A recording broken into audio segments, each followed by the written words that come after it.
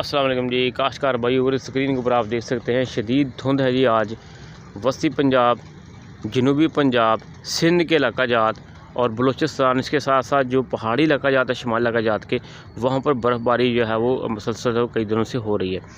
कुछ तो खुश्क सर्दी की शिद्दत में इजाफा हो चुका है। खुश्क सर्दी आपको पता है सेहत के लिए अच्छी नहीं होती, तो ज़्यादा एहतियात कीजिए। ड्राइविंग में ज़रा एहतियात कीजिए। शाम होते ही धुंध पड़नी शुरू हो जाती है अक्सर इलाकों के अंदर, और सुबह 11 बजे तक 12 बजे तक जो धुंध रहती है। उसके बाद जो है सूरज चेहरा दिखाता है अपना।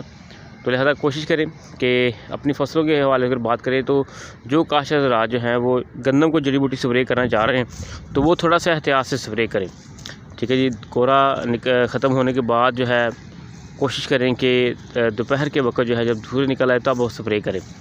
और अगर देख रहे हैं कि अगर एक हफ़्ते तक 10 दिन तक जो है अभी कोहरा रहना है, शिद्दत रहनी है, तो फिर कोशिश करें कि स्प्रे थोड़ी डिले